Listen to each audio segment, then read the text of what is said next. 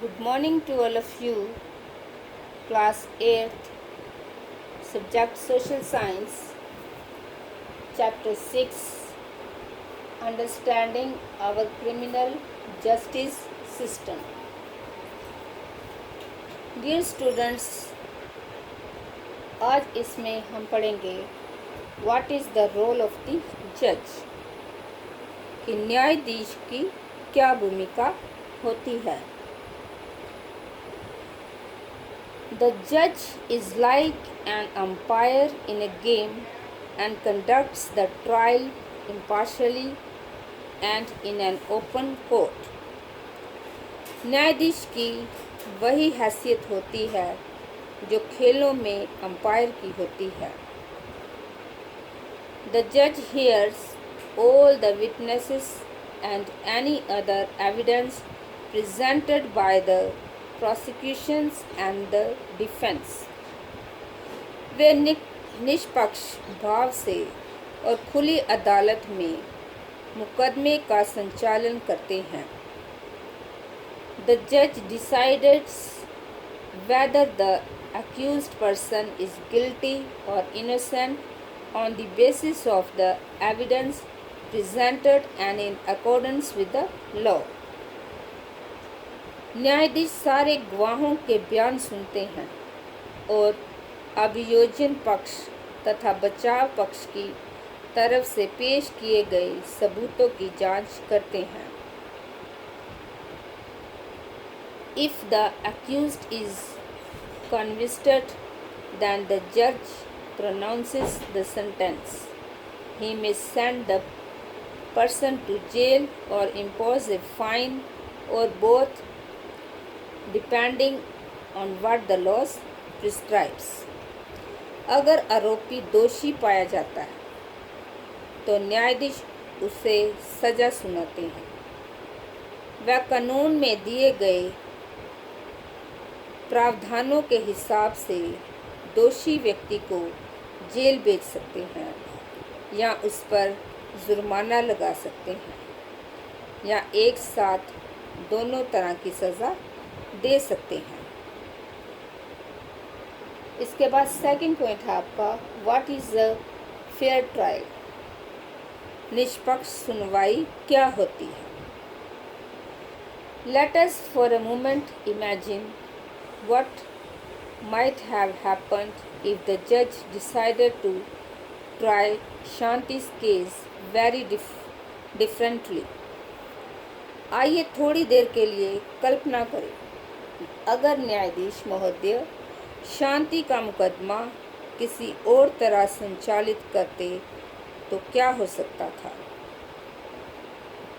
What if the court did not give a copy of the charge sheet and statements of witness to Shanti?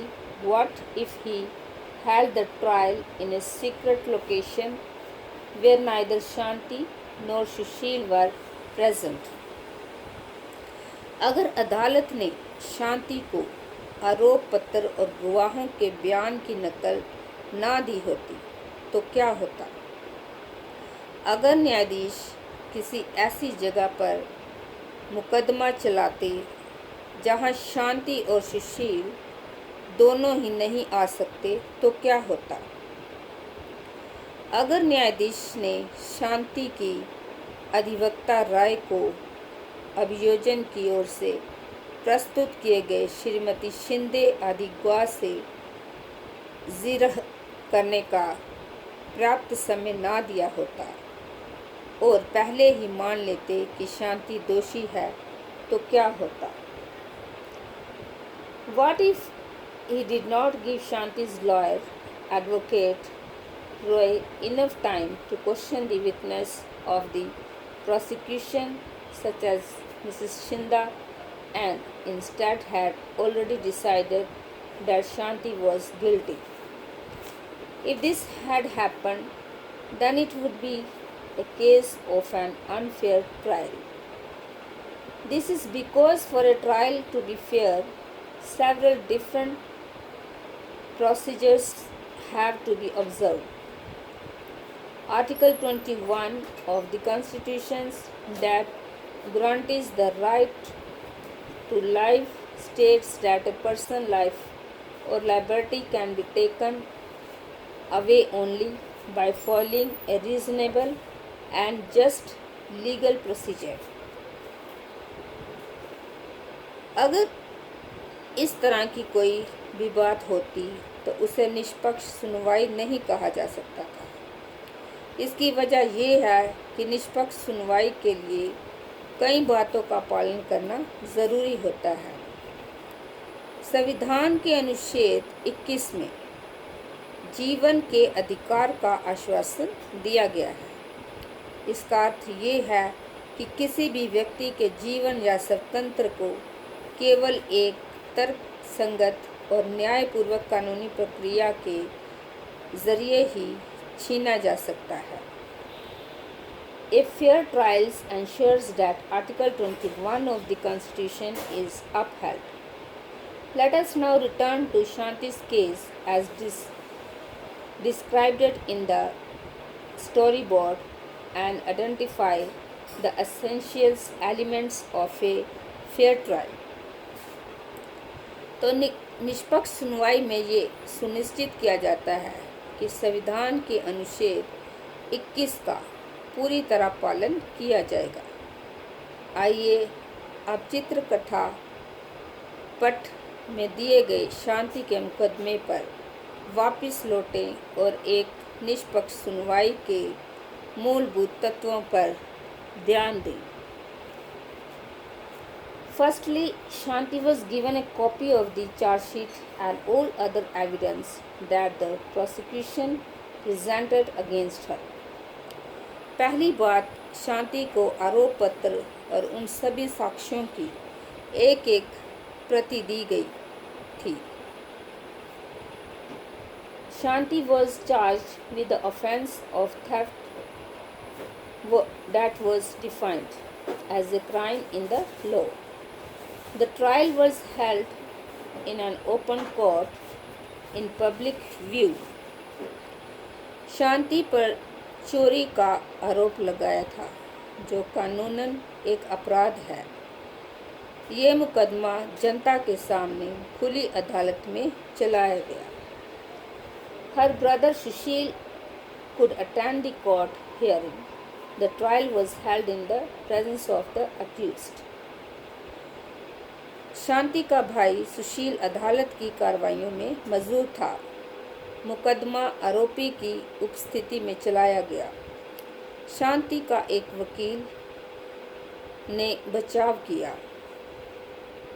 The trial was held in the presence of the accused. Shanti was defended by a lawyer. Shanti's lawyer, Advocate Roy, was given an opportunity to cross-examine all the prosecution's witnesses. Advocate Roy was given an opportunity to present witnesses in Shanti's defense. तो मुकदमा आरोपी की उपस्थिति में चलाया गया। शांति का एक वकील ने बचाव किया। शांति की अधिवक्ता राय को अभियोजन पक्ष की ओर से पेश किए गए सारे गवाहों से जिरह करने का मौका दिया गया। अधिवक्ता राय को शांति की ओर से गवाह पेश करने का अधिकार दिया गया। तो डियर स्टूडेंट्स, अभी ब्लैक बोर्ड पर होमवर्क है, इसको आप लर्न करोगे और कॉपी पे लिखोगे। तो आपका क्वेश्चन है, what is the role of the जज in the criminal justice system. Answer है इसका, द जज conducts the trial impartially and in an open court. He may send the person to jail also. Thank you and have a nice day.